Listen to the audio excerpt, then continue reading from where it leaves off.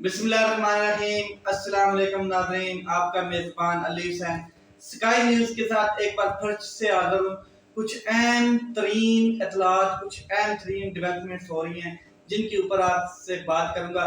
सबसे पहले बात करते हैं जी, इसहाक डार साहब पाकिस्तान में आ गए हैं और नूर खान एयरबेस पर वो उतरे। पाकिस्तान एयरफोर्स के त्यारे पर जो प्राइम मिनिस्टर ऑफ पाकिस्तान के इस्तेमाल में होता है उसके ऊपर आए थे। एक प्राइम मिनिस्टर के त्यारे में वो मफरूर हुए थे, भागे थे पाकिस्तान से, और अब दूसरे जो प्राइम मिनिस्टर हैं उनके त्यारे पर वो वापस आए हैं।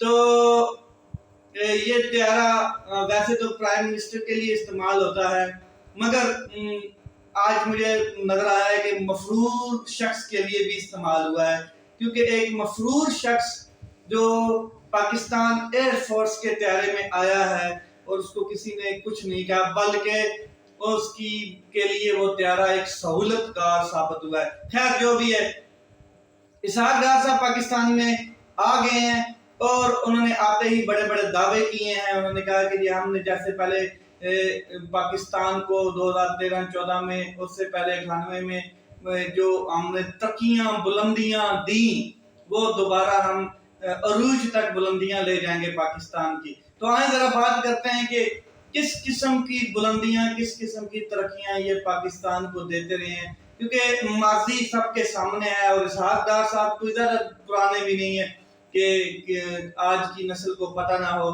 कि इसहाक डार साहब, ये पीछे को 5 साल पहले इनकी हुकूमत थी और आपको पता ही है कि ये क्या कारनामे करते रहे। तो आज बात करते हैं इसहाक डार साहब की जो तरक्कियां हैं उनके ऊपर बात करते हैं। जिस इसहाक डार को एक मसीहा बनाकर पेश किया जा रहा है, मैशत का एक हकीम बनाकर पेश किया जा रहा है, उसकी कारकर्दगी मैं आपके सामने थोड़ी सी रखता हूँ, वो आप जरा देखें कि असल में उन्होंने पाकिस्तान को कैसे कैसे डैमेजेस दिए हैं, कैसे कैसे पाकिस्तान को नुकसानात पहुंचाए हैं। ये वही इसहाक डार हैं जिन पर संगीन इल्जामात हैं कि उन्होंने ओवरसीज पाकिस्तान के जो पाकिस्तानी थे उनके डॉक्यूमेंट्स को गैर कानूनी तरीके से इस्तेमाल करते हुए शरीफ खानदान को जो उनकी मनी लॉन्ड्रिंग थी वो की, जो उनके पैसे थे वो इस तरीके से भेजे। ये उनके ऊपर संगीन इल्जामात हैं। और जिन लोगों के अकाउंट इस्तेमाल किए गए उनको खबर भी नहीं हुई कि उनके अकाउंट्स के साथ क्या हुआ, कितने पैसे आए और किन के पास चले गए। इसके अलावा काजी फैमिली के वाकयात और बयानात वो इस बात का सबूत हैं, गवाही देते हैं कि डार साहब ने इनको धोखा दिया और शरीफ खानदान का पैसा पाकिस्तान से बाहर पहुंचाया। ये पैसा कैसे कमाया गया था, आज तक शरीफ खानदान इसकी मनी ट्रेल नहीं दे सका, इसका जवाब नहीं दे सका कि ये पैसा कैसे कमाया गया था। असल में इसहाक डार साहब एक इकोनॉमिस्ट हैं नहीं है, क्योंकि इकोनॉमिस्ट जो होता है, जो माहिर माशियात होता है, उसमें और एक अकाउंटेंट में बड़ा फर्क होता है। असल में जिसको एक इकोनॉमिस्ट समझा जा रहा है, माहिर माशियात समझा जा रहा है, वो असल में एक अकाउंटेंट है। और अकाउंटेंट और जो माहिर माशियात होता है उन दोनों में बड़ा फर्क होता है। जो माहिर माशियात होता है वो बड़ी सोच रखता है बड़े लेवल के कामों की, और मुल्क को कैसे, मुल्क के माशी हालात कैसे करने, कौन कौन से मंसूबे लगाने, किन किन जगह पे इन्वेस्ट करनी है, किन किन जगह पे नहीं करनी है, ये उसके मतलब प्लानिंग का हिस्सा होता है। लेकिन जो अकाउंटेंट होता है उसको पता होता है कि आदादो शुमार को कैसे अप्स एंड डाउन करना है। ठीक है, जो आदादो शुमार होते हैं, यानी कि डॉलर को कैसे ऊपर लेके जाना है, डॉलर की कीमत को कैसे मसनूई तौर पर नीचे लेके आना है और उसको वहां पे स्टक करना है, ये एक अकाउंटेंट का काम होता है। तो या जो बैंकर्स होते हैं उनका काम होता है। लेकिन जो लोग ये समझकर लाए हैं, या जो लोग ये समझते हैं कि ये जो क्या कहते हैं इसहाक डार साहब हैं, ये एक माहिर माशियात हैं, ये एक हकीम है, एक मसीहा है पाकिस्तान की मैशत के लिए, जिन्होंने बहुत जल्दी क्या कहते हैं पाकिस्तान को मैशत की जो चक्की में पिस रहा है उसमें से निकाल देना है। तो ऐसा बिल्कुल नहीं है। آپ کو پتا ہوگا کہ اسحاق ڈار صاحب نے پہلے بھی کیا کہتے ہیں ڈالر کی مصنوعی قیمت کو ایک جگہ پہ فکس کر دیا تھا. ڈالر کو ایک سائڈ پہ اوپر نیچے لے جانے کے لیے انہوں نے مصنوعی طریقے سے ڈالر کو ایک جگہ پر فکس کر دیا تھا. اب بھی آپ کو میں بتا دوں کہ اسحاق ڈار کے آنے سے پہلے 240 سے تھوڑا سا ڈالر اوپر بڑھا دیا گیا کہ جیسے ہی اسحاق ڈار صاحب آئیں گے اور پھر مصنوعی طریقے سے پھر اس کو نیچے لایا جائے گا اور وہ کامیابی جو ہے وہ ڈار صاحب کے کیا کہتے ہیں جھولی میں ڈالی جائے گی. اور ہم بتا رہے ہیں کہ یہ جو ڈار صاحب ہیں یہ کتنے مطلب کہ بہترین قسم کے ماہر معاشیات ہیں. اور اسحاق ڈار صاحب کا پاکستان میں معیشت کے لیے بہت ہی نیک شگون ہے کیونکہ وہ جلدی وہ آئے ہیں اور ان کی وجہ سے ڈالر جو ہے وہ نیچے فوراً جمپ کر گیا ہے. آگے میں آپ کو بتا دوں کہ اسحاق ڈار صاحب جیسے ہی حکومت میں آتے ہیں تو ڈالر کو کم قیمت پر رکھنے کے لیے وہ ہمیشہ جو ہے نا مصنوعی طریقے استعمال کرتے رہتے ہیں. اور وہ مصنوعی طریقے وہ جو استعمال کرتے ہیں یا وہ اپناتے ہیں وہ پاکستان کو بہت بھاری پڑتے ہیں اور پاکستان کی معیشت کو اوپر مزید جو معیشت ہے اس کے اوپر بوجھ بن جاتے ہیں. ماضی گواہ اس چیز کا یہ آپ جانتے ہیں. ایسی امید رکھنا کہ کوئی بہت بڑا حکیم معیشت آ گیا ہے پاکستان میں یہ ایک احمقانہ سوچ ہوگی. ایسا کچھ بھی نہیں ہے. آپ اسحاق ڈار صاحب کی معیشت کے پلان پہلے ماضی میں دیکھ چکے ہیں. جیسے آپ کو یاد ہوگا کہ پہلے کہا جا رہا تھا کہ دنیا کا سب سے اچھا ایڈمنسٹریٹر جو ہے وہ میاں شہباز شریف صاحب ہیں. ایسا دکھایا گیا, ان کی پکچرز بنائی گئی, وہ علامہ اقبال کی طرح کیا کہتے ہیں ایسی گہری سوچ میں ان کی پکچرز لی گئی, قائد اعظم کی طرح وہ پینسل منہ میں دبا کے جیسے پکچرز وہ بنوائی گئی, سلو واک کر کے پکچر بنائی گئی, اور تو غازی صاحب کا وہ کیا کہتے ہیں ایک ڈرامے کا ساؤنڈ ہے وہ چلایا گیا اور ایک سینیریو کریٹ کیا گیا, ایک بڑے زبردست قسم کا وہ ایک پکچر ہوئی کہ جی یہ بہت بڑا کوئی مطلب کیا کہتے ہیں پاکستان کی تاریخ میں بہت بڑا لیڈر مل گیا ہے جو حکمرانی کرنے پاکستان پر آ گیا یا آ رہا ہے. پھر آپ سب نے دیکھا کہ اس پر جو ہیرو صاحب نے کیا, جب ہیرو صاحب آئے پاکستان میں رجیم چینج آپریشن کے ذریعے تو آپ نے دیکھا اس نے کیا کیا اور کابینہ اس کی نے کیا کیا, یعنی کہ عوام کو ناکو ناک چنے چبوائے, اور چنے بھی کون سے لوئے گئے. غریب کے ساتھ جو ظلم ہوا یہ آپ دیکھ رہے ہیں. بجلی کے ریٹس کہاں جا رہے ہیں, آٹا کہاں جا رہا, اب آنے والے دنوں میں آٹے کا بحران بھی آ رہا ہے. تو کس لیول تک مطلب کہ چلا گیا, غریب ایک دوسرے کو مطلب کوس رہا ہے اور پریشان بیٹھا ہے اور احتجاج کرنے کے لیے تیار ہے. مگر احتجاج والوں کے ساتھ کیا کیا جا رہا ہے وہ بھی میں آپ کو بتا دوں کہ 25 مئی آپ کو یاد ہوگا کہ 25 مئی کو ایک لانگ مارچ کی کال دی گئی. پاکستان کے عوام تھے, کوئی دہشت گرد نہیں تھے, ان کے اوپر 25 مئی کو تاریخی ظلم ہوا, جبر ہوا, وہ آپ نے دیکھا.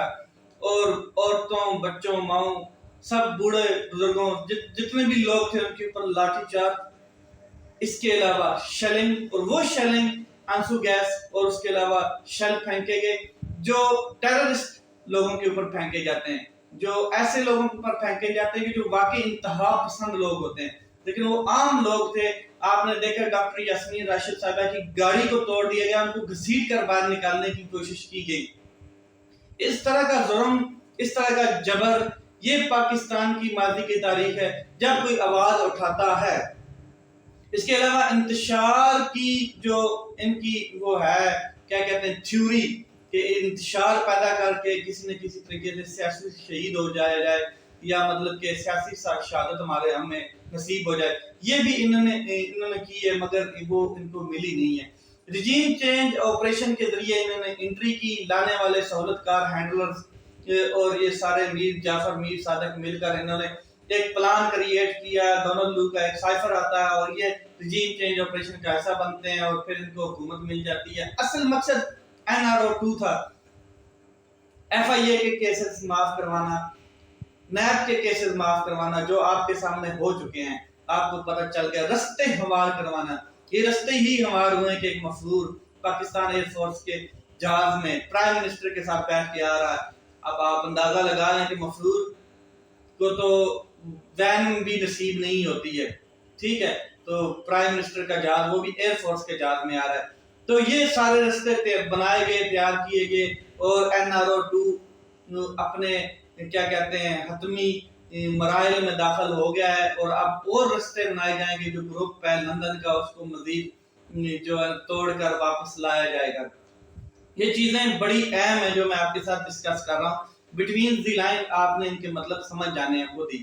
اس کے علاوہ غریبوں کے منہ سے نوالے تک چھین لیے اس ایڈمنسٹریٹر نے جس کو مسیح سمجھا گیا کہ دنیا کا بہت عظیم ترین ایڈمنسٹریٹر ہے، اس نے کیا کیا، میڈیا پر آمریت کا جو اس نے راج کھیلا ہے اور جو اس نے کارڈ کھیلے ہیں وہ بھی آپ کو پتا ہے۔ اس کے علاوہ احتجاج کرنے والے کو زبان بندی ہی نہیں کی بلکہ ان کی چھترول کی ہے، ان کو ایسا مارا ہے کہ آپ کے سامنے آئے کہ ان کے اوپر دہشت گردی کے پرچے تک بنائے گئے۔ اس کے علاوہ مقبول ترین لیڈر پر پرچہ دہشت گردی کا آتے ہی اس ایڈمنسٹریشن نے، اس انتظامیہ نے، اس بڑے پلر نے کیے اور دنیا میں تھو تھو کروائی، اور تھو تھو کیا کروائی، پھر خود اقوام متحدہ میں جا کے تھوک لگا دی۔